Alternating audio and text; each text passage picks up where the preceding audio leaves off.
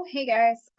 So this is your advanced financial algebra class, or AFA. That's what we're going to refer to it as. If you didn't come see me, just a heads up, we're going to meet on Zoom on Tuesdays from 2:30 to 3:30. If you need any extra help on Thursdays, we're going to be in my classroom. So make sure that you show up. This is all going to start after spring break.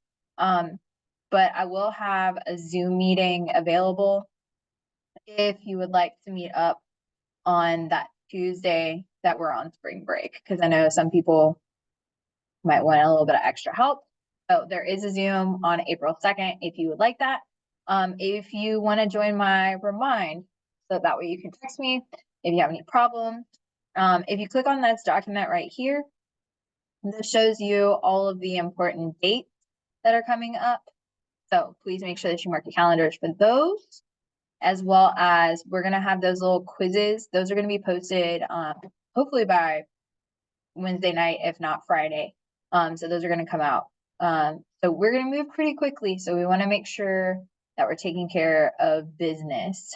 So you should have gotten this packet. If you didn't, you need to come see me and go ahead and look at the one that looks like this. If I can open it. There we go. Okay. So as I'm filling out stuff, I would suggest kind of taking notes just so that you have some notes to refer to when you go back and you take the quizzes. Now on the test, you're not going to have your notes. So just keep that in mind. Okay, so question is, what is inflation? This is a unit 1, so we're starting off. So make sure that you have something to write with and follow along. So inflation is a measure of how much more expensive goals and services became over a certain period of time.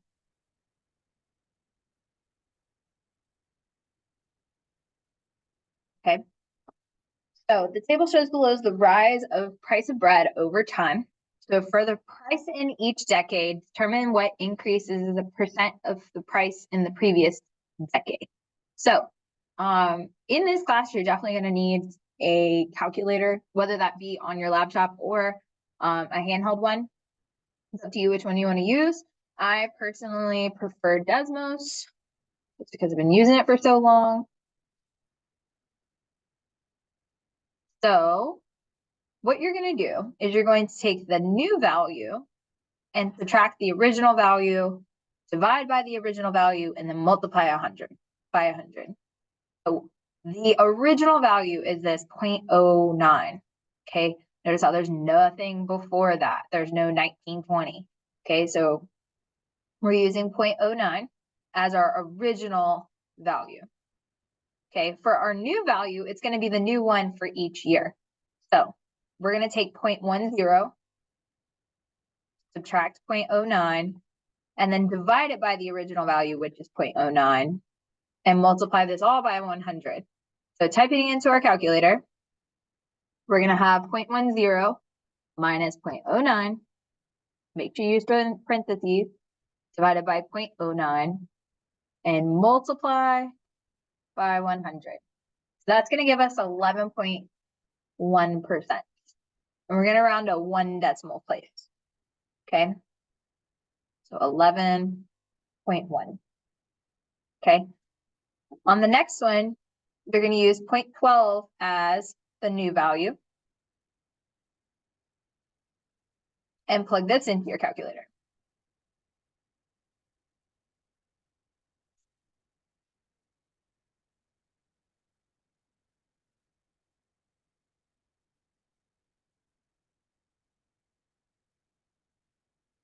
And that's going to give us 33.3.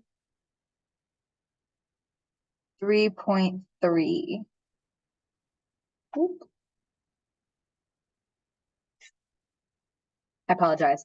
0.1 is going to be our new value. So this was the original for this one. This is now our new original. So this is the original, this is the new. So each time that we move up, we're going to move that original value. I apologize. 0.10. 0.10. Okay, so go ahead and take a moment, pause the video, go ahead and fill in the table, and then unpause it so that you can check your work. Okay, so hopefully you got a little bit of time to practice that. So you should have got an 11, 8.7, 100, 50, this is super tiny, 165.3, and 50.25. Okay.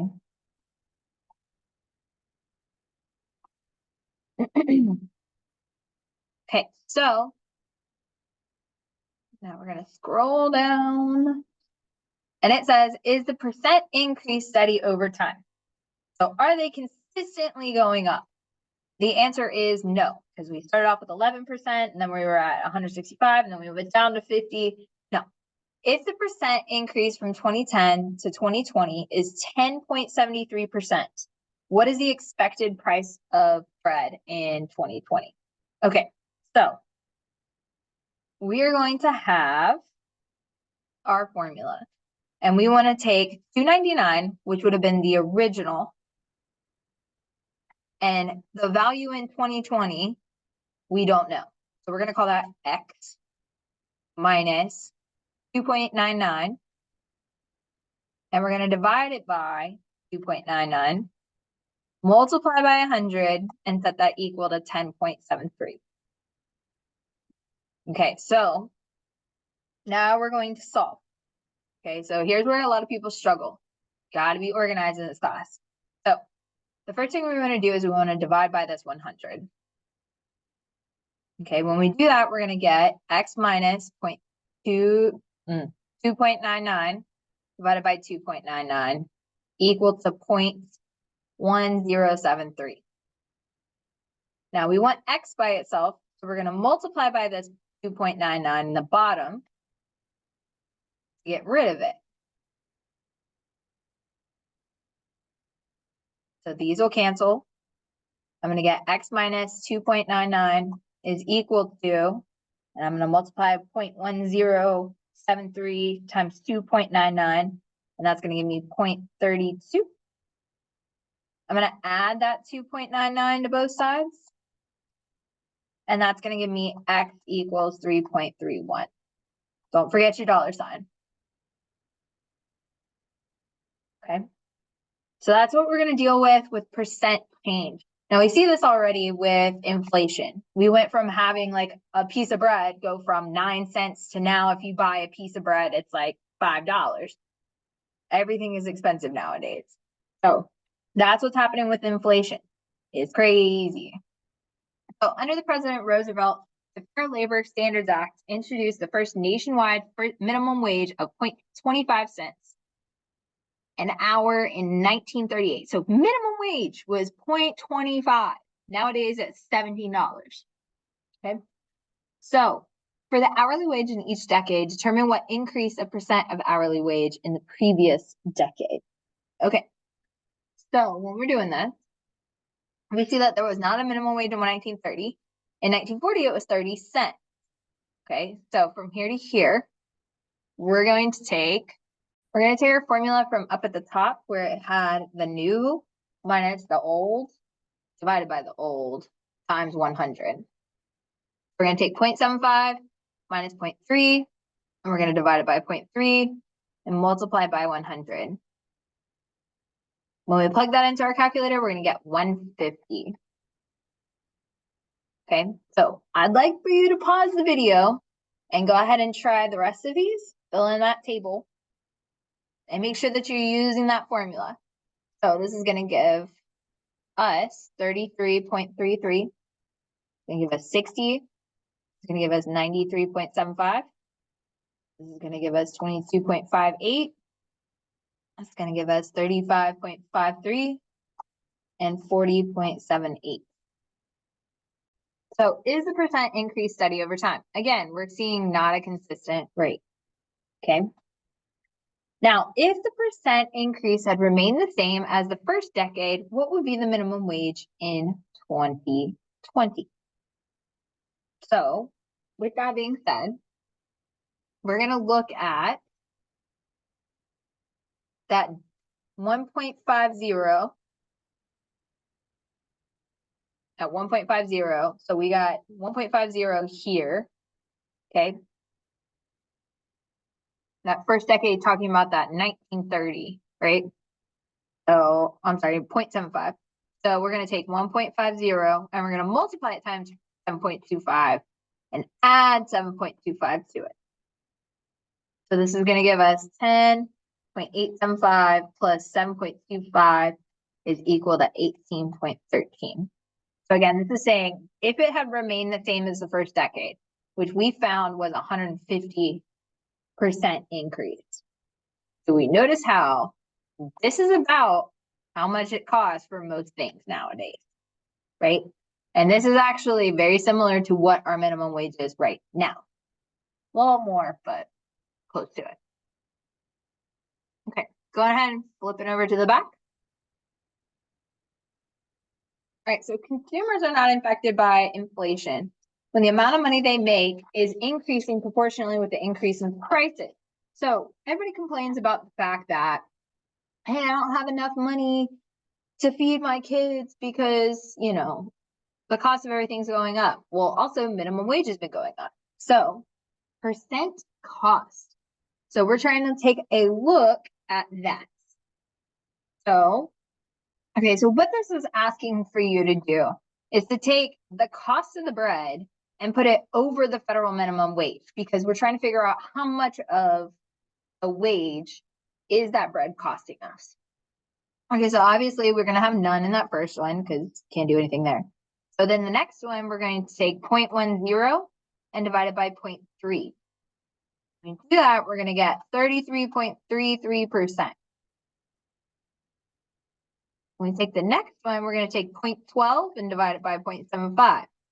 That's going to give us 16%. Take a moment, pause the video, and go and fill in the rest of that table.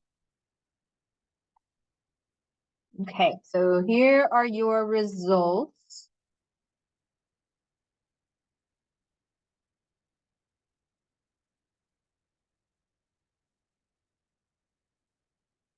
Okay, so really want to focus on this last one, because $2.99 for 1 pound of bread when every hour you're only making $7.25, and that's almost 50% of your entire hour wage. That's crazy. That's a lot. So, in which decade were people who earned minimum wage most affected by inflation? That would be in 2010. Since this was the year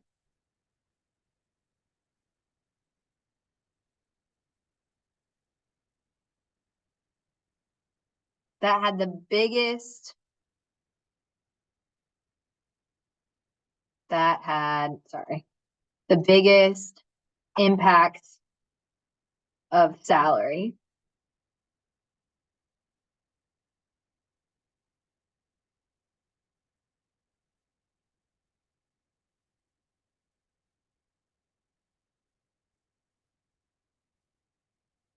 Okay.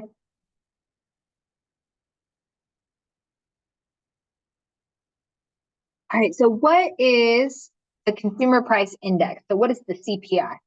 So this is the average change over time for a basket of goods paid by urban customers. And normally this is about a month. Okay. So looking at this next section, we're talking about 1 month percent changes. So movements of an index from 1 month to another are usually expressed as percentages changes rather than a change in the index value, because index values change are affected by the level of index in relation to its base period, while percent changes are not. Okay. So we're still going to use the same formula for this one. Okay. And we're going to talk about the difference between that index and percent changes.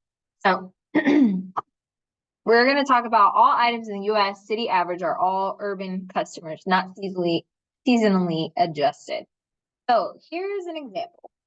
Use the tables to find the 1 month percent change from November to December. Okay, so if you're given this, here's the index value, here's the index value, here's the difference in the index value. Okay. Take a look at this for like 2 seconds. What was the percent change in the CPI from November to December? Okay, well, we can see it right here. This ratio multiplied by 100, ratio of the difference. Here's the difference, and we multiplied it by 100, right? So, right here, there was a 0.3% change in the CPI from November to December. Now, we're going to use the table to find the percent change in CPI from December 2013 to December 2012. So, in order to fill in this little table down here at the bottom, you're going to use the table up at the top. So, it's going to look like this. If I can fit it all in one space, we're going to try. Okay, so what we're going to look for is December, and then we're going to look for the year. So they're wanting to compare 2022, which is right here, and then 2013, which is right there. So we're going to fill in those values in our little table. Okay, so we've got 233.049 and 296.797. Okay, now the difference between these two, we're going to subtract them. So we're going to say 296.797 minus 233.049. And we're going to take that, and we're going to plug it into our calculator. When we do that, we're going to get 63.748. Okay, now what we're going to do is we're going to take this difference and divide it by the original, which was that 2013 value.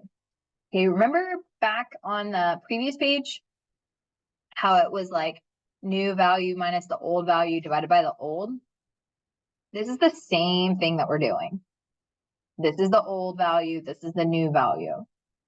Found the difference, which is what's in the top, and then we're going to divide by the old. Okay, same. Okay, then we're going to take that number, which is going to be 0.273, and we're going to multiply it by 100, which is exactly what we did in the formula, and that's going to be 27.72. Okay, so this means that there was a 27.72% change in the CPI from 2013 to 2022. And I think this was supposed to say December. That's okay. Explain how understanding inflation is important, becoming a savvier consumer. So sorry. So how does that make sense? Why do we need to know that? Well, if there is an increase in my income is lower than inflation, then maybe I should spend less.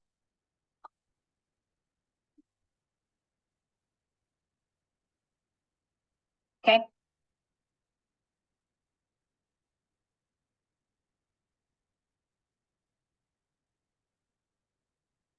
Right. So fun fact, adulting is very hard. It's not actually very easy if you are not strategic about it.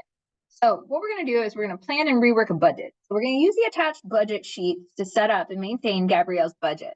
There's another sheet for you to set up a budget yourself, which you're going to hang on to that sheet, and we're actually going to use that a little later. Gabrielle's planned income and expenses. Gabrielle's work part-time for a greeting card company, part-time at a record store. The net monthly income for her job is $600. Net monthly income for her second job is $800. Her planned fixed monthly expenses include $100 for rent, $175 for car payment, $220 for car insurance. Her planned flexible expenses include $100, $150 for food, $40 for gas and oil, $50 for clothes, $60 for entertainment, $30 for personal items. How her month actually went. Now, sounds like Gabby spends a lot of money. What she made, Gabrielle made $45 in overtime pay this month on her normal pay for the month. Rent went up to $225. Monthly car payment was $175. Her monthly car insurance premium as of this month went up to $295. So she had a plan, but her plan did not work. And that's part of adulting. Then we got $190 for food, $60, $34, $20, $80, $70, $60, $36. So we're gonna take all this junk and we're gonna actually put it into that spreadsheet. So looking at that next page, you got it on there. Okay, we're gonna take this and actually plug it in. So we're gonna put it in the budget. So all we're doing is we're taking those numbers and we're gonna put them in here. Okay, so let me zoom out.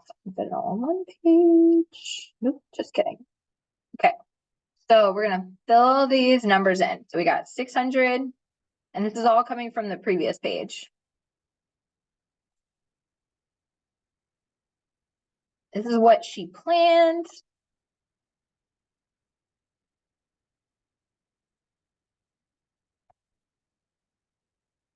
And then what she spent actually.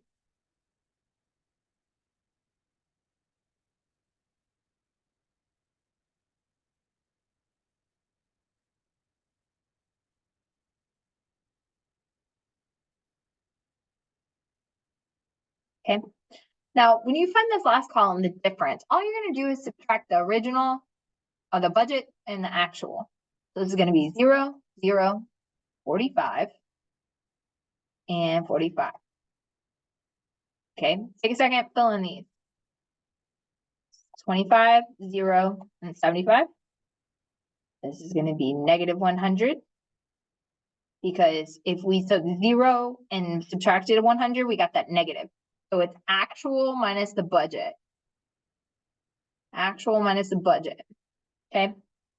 Next one, 40, 0.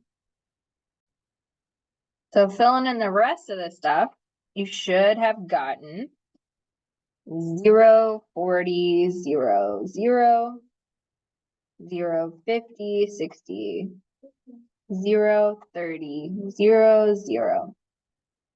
And here, this is what she actually spent, right? So this is going to be 0, 60, 34, 220, 266, 80, 70. And this is coming from that previous page, right, that she wrote up. Okay. Now, all you're going to do is subtract. So you're going to take this stuff over here and then subtract that stuff. So this is going to be 0, 20, 34, 220, 266, 30, 10, 0, 30, 0, 0. Now we're going to total up these columns. So we're going to add all these numbers together. So when we do that, we're going to get 1,025, 1,675. And now we want to find the difference because we're trying to figure out, are we being good stewards of our money? So 1,675 minus 1,025, well, that gives us 650. So she went $650 over budget, which doesn't sound like a whole lot, but if you're living paycheck to paycheck, it might be a lot. Okay, so go ahead, flip over to the next page.